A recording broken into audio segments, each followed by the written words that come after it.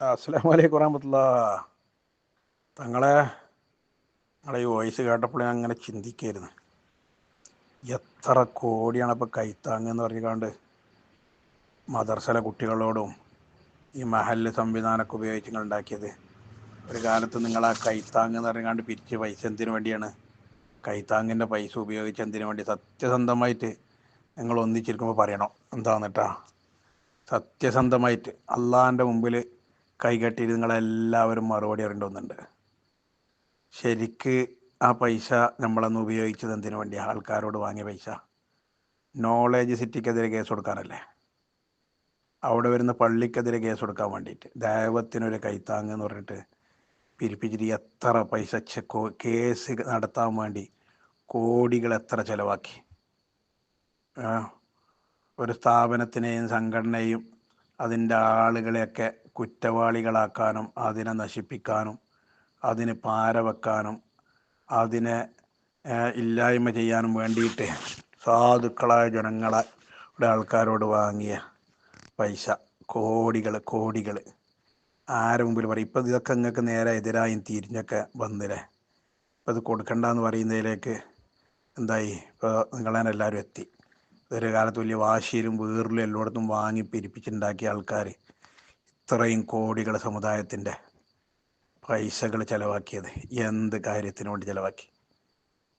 എന്ത് യോഗ, എന്ത് മീറ്റിങ്ങാണ്? എല്ലായിടത്തും തെറിയും. നിങ്ങളെ വലിയ നേതാക്കന്മാർ മുതൽ ചെറുത് മുതൽ കുട്ടികൾ മുതൽ മുഴുവനും എല്ലായിടത്തും തെറി പ്രസംഗങ്ങളും കാര്യങ്ങളും. എന്ന് മാത്രമല്ല, നിങ്ങളെല്ലാ മദർസയിലും നിങ്ങൾ അറബി കോളേജിലും സ്ഥാപനങ്ങളിലൊക്കെ നമുക്കറിയാം, വളരെ വ്യക്തമായിട്ടറിയാം. അവിടെ ഒരു പിരീഡ് കാന്തപുരത്തിൻ്റെ അങ്ങനെ തന്നെ നിങ്ങൾ പറയില്ലേ, കാന്തപുരത്തിൻ്റെ പച്ച ഇറച്ചി തിന്നാൻ വേണ്ടി മൂപ്പര കൂടെയുള്ള ആൾക്കാരെ എന്തെല്ലാം ആരോപണങ്ങൾ, വ്യഭിചാര ആരോപണം മുതൽ കള്ളന് മറ്റ് എന്തെല്ലാം ആണ് കുപ്രചരണങ്ങൾ നടത്തിയിട്ടാണ് നിങ്ങൾ കുട്ടികളെ ബ്രെയിൻ വാഷ് ചെയ്തത്.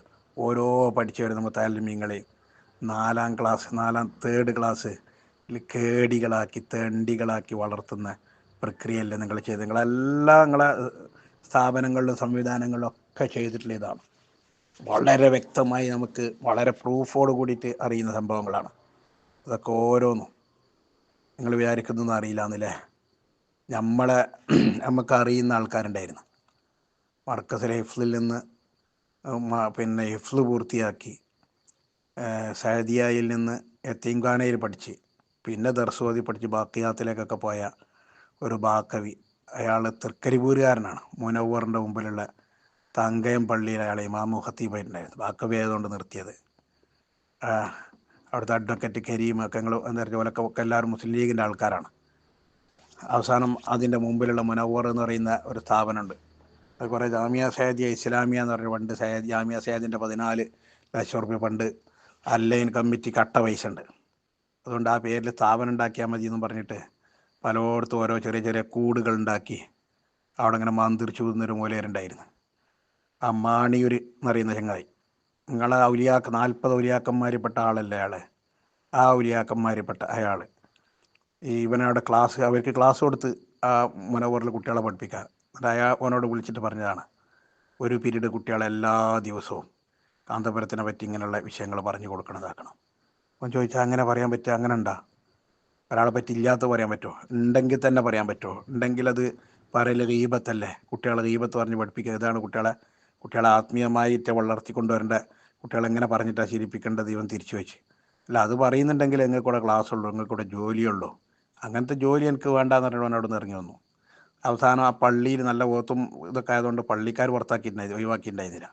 ആ പള്ളിയിൽ നിന്ന് അവനെ ഒഴിവാക്കി പുറത്താക്കാൻ വേണ്ടിയിട്ട് എന്തെല്ലാം കുറുക്ക് വഴികൾ, എന്തെല്ലാം ഫിത്തനകളാണ് ഉണ്ടാക്കിയത് നിങ്ങളെ ആൾക്കാർ. അവസാനം ഒരു വലിയ ലീസ്റ്റ് തന്നെ ഇറക്കി, അഡ്വക്കേറ്റ് കരീമിന് ഇവർക്കെല്ലാത്തിരെ. എന്നിട്ട് ഓരോ എന്താണ് ഇങ്ങനെ കാന്തപുരത്തിൻ്റെ അവിടെ വരുന്നതിനെ സംരക്ഷിക്കുന്ന അതിന് വിട്ട ഇയാളെ ഇവിടെ സംരക്ഷിക്കാൻ എന്ത് ധാർമ്മിക ഉത്തരവാദിത്തം പറഞ്ഞിട്ട് അച്ചടി പ്രിൻറ്റിങ്ങുകൾ ഇറക്കിയിട്ട് ആ തൃക്കരിപ്പൂരിലെ ഓരോ വീട്ടിലേക്ക് എത്തുന്ന പത്രത്തിൻ്റെ ഉള്ളിലിട്ടിട്ട് എത്തിച്ച ആൾക്കാരാണ് നിങ്ങൾ. ഓരോന്നും നിങ്ങൾ കൈകെട്ടി മറുപടി പറയേണ്ടി വരും. ഓരോന്നും ഒക്കെ നിങ്ങളുടെ ഇങ്ങനെ തിരിഞ്ഞ് കുത്തി വരികയാണ് ഇപ്പോൾ അല്ലേ?